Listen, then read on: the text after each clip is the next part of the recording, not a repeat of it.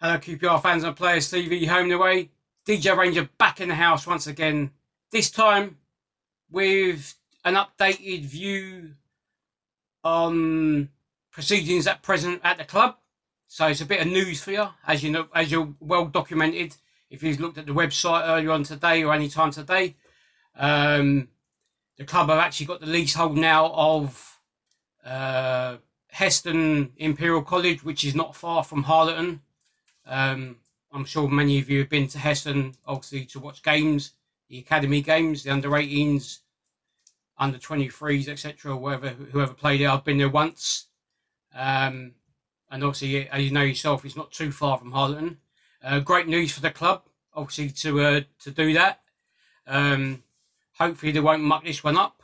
But you never know. It's QPR, as you well know. So I must say, well done to the board. Let's give them a bit of credit, ladies and gents. Yeah, there's plenty of times where they get stick, which obviously people are entitled to their opinions and their views, but we don't know the full story of what goes on behind the scenes as fans. And if you do, then obviously you've got good sources. I was actually told about the training ground scenario many months ago, but I didn't put anything out there because you just don't know what's going on. So I'd rather not disclose the information that I got about it. And eventually it's come to a head where the club have actually gone and got the leasehold for it after don't know how long.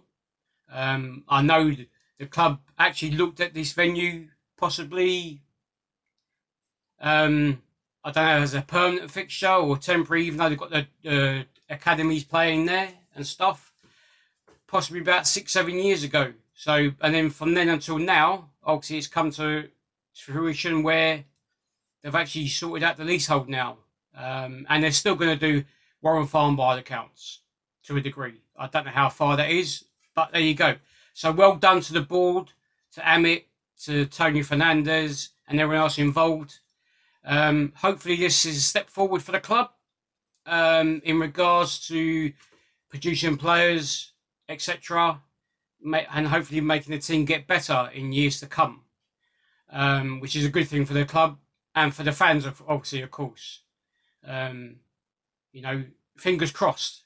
As you know, the club are going through a transition as such from the mad days of paying all these big money out to players to the total opposite now. Obviously, as you heard Mark Warburton saying the other day after the Borough game, that we're down to 19 players. Obviously, the academy players are on furlough or whatever to a degree, so we are limited. But it's well documented that we had to get our wage structure down as well. So that means getting rid of a load of players and then obviously bringing maybe cheaper ones in, which we've done, all been well as far as I know. But yet again, I don't know the full ins and outs of the money side of things, etc. But it can only be good stuff for the club, to be doing that. Obviously, they've been at Heston for a while, as you know, with the academy. So, we must say thanks to them for letting the club get the leasehold on it, which will secure hopefully for a long time, and long may it continue. Also, as well, on the website, I noticed that Joe Lumley was named in the Championship Squad of the Week. So well done to Joe Lumley. I thought he had a decent game on Saturday. I think he maybe had made one error throughout the whole game, and the rest of the time he'd done his job, made a few saves, etc. What can I say about Joe? He's no different to any other keeper. I mean, the proof's in the pudding. If you've been watching any of the games recently, I watched a bit of the Man City Southampton game the other day. Yeah, their keeper likes to sweep, but when they get caught out, look what happens. He got lobbed from further out than what Jordan Ugle did against the Borough keeper on Saturday. It happens to the best keepers. Look at David De Gea. He's made plenty of mistakes this season for whatever reason. Whether it's down to him, whether it's through someone else or just unfortunate. I mean, they all make mistakes. And, players don't need to be hounded, unfortunately, but they do. by the fans. You know, I can't stress enough. You know, I've mentioned it a couple of times before in previous vlogs, etc. I interviewed Don Masson before the Forest game where we beat them 1-0, and he still feels he let his country down, his family down, his friends down, the Scotland fans down for that penalty miss. And how long ago was that? And he still feels that way today. So maybe think about your actions, ladies and gents, before you start slagging players off. Because prime example was when we played Sheffield Wednesday in the Cup on the Friday night. I've never heard anything like it before. They were slagging Joe Lumley off in the South Africa road stand, and not just a couple. It was en masse. It was quite a lot of people. Didn't know any of them. You know, I must admit, there was a lot of youngsters there. But, you know, it's not right, is it? Let's be honest, it's not right. They don't mean to make mistakes, ladies and gents, players. Unfortunately, they're human just like us. And they will. You know, and obviously from a keeper's point of view, if he makes a mistake, then more like 9 times out of 10, it's in the back of the net.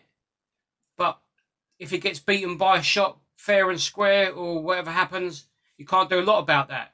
They're human just like me and you. So let's think about it, ladies and gentlemen. Let's get behind the players, right? Let's encourage them rather than hound them. You've only got to look at Josh Scowen for that. Did he leave us because he was getting hounded on social media? Yeah, okay, yeah, fans do have an opinion. Fans get frustrated, annoyed, angry, etc. You know, that's normal as well. But come on, ladies and gents, let's think about it. You know, they're playing for us, our club, our team. We should be getting behind them. You know, it's part and parcel of football, yes. People play good games, play bad games. Like us in our day-to-day jobs. Some days we might have a good day at work, some days we might have a bad day at work. But, you know, you get on with it. And, you just move on to the next day, like I'm sure the players do. You know, let's get behind the team. They need us. They need us like, you know, like we need them.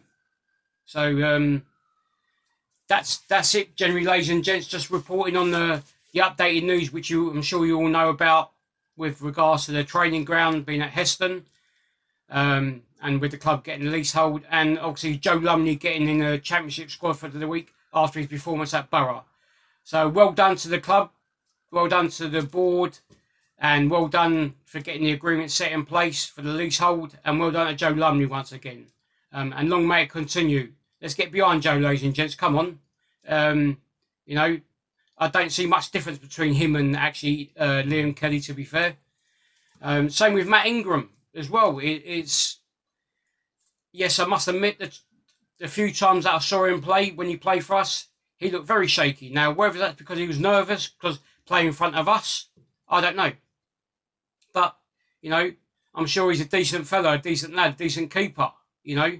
But maybe we just didn't see the best of him, you know. But yet, you know, obviously he's gone now. So, come on, ladies and gents, let's think about what we're doing when we're at these games. Rather than slag and hound players off, let's get behind them. They need our support. That's it for myself, DJ Ranger, for QPR Fans and Players TV, with a QPR roundup on the latest news, what's happening with the club and players, etc. I'm out of here. Come on, you R's.